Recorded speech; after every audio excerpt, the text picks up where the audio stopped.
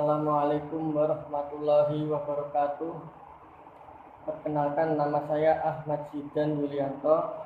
Saya dari Prodi Sosiologi Agama C, nomor absen 8. Saya di sini akan mempresentasikan tentang implementasi Pancasila,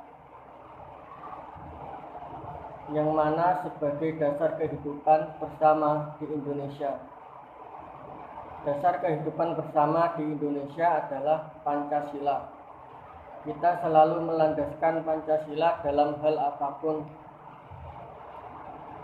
Pancasila pertama kali disebut dalam sidang pertama BPUPKI yang berlangsung pada tanggal 29 Mei hingga 1 Juni 1945.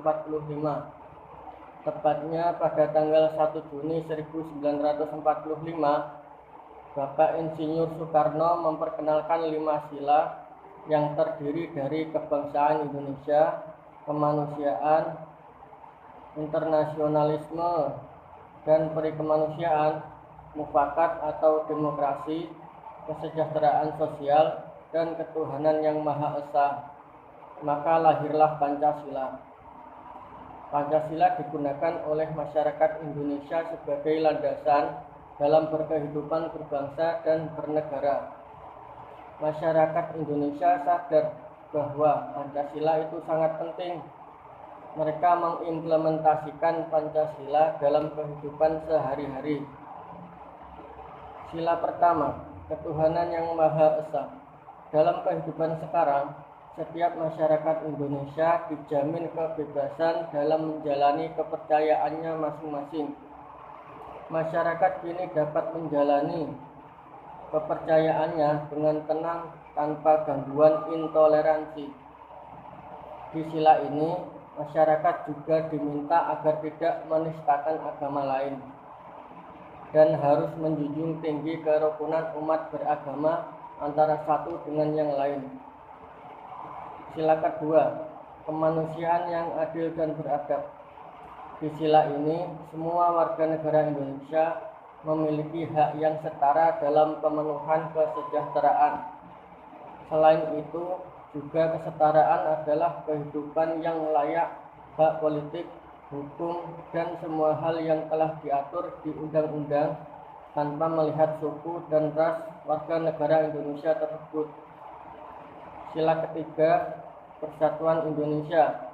Di sila ketiga ini, semua warga negara Indonesia tidak boleh melakukan aksi-aksi yang dapat merenggangkan persatuan dan kesatuan negara kita, seperti melakukan tindakan terorisme, intoleransi, gerakan separatisme, dan hal-hal yang serupa.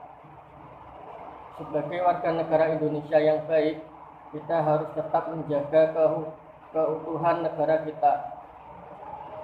Kita harus menghindari tindakan-tindakan yang dapat memecah belah negara kita.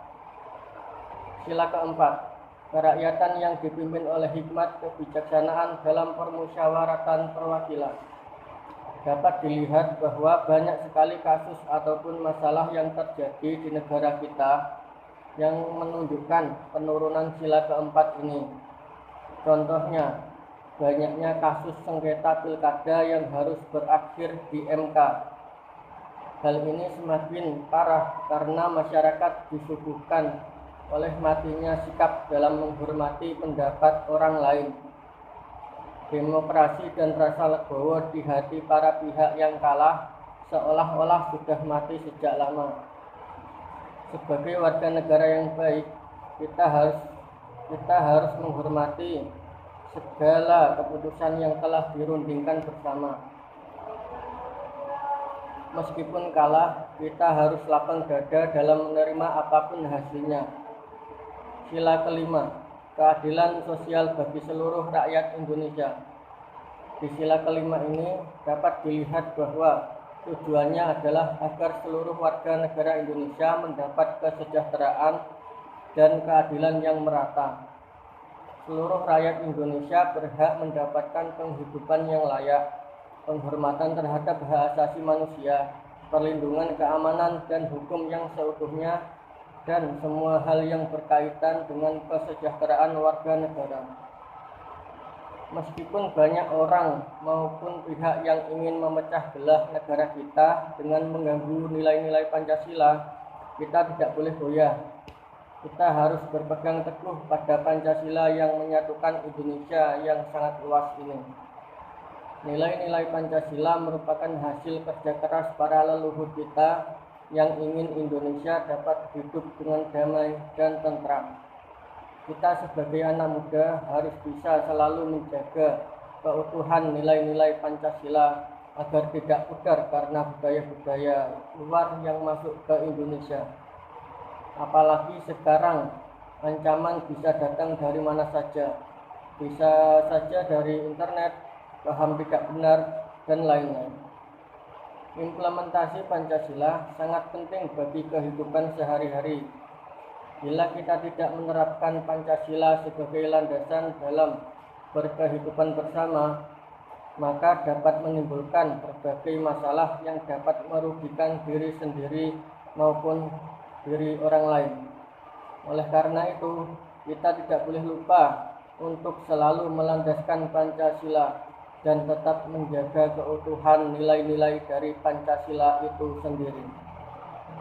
Sekian yang dapat saya sampaikan. Bila ada tutur kata yang kurang berkenan, saya mohon maaf yang sebesar-besarnya. Akhirul kalam, ihdinas siratal mustaqim.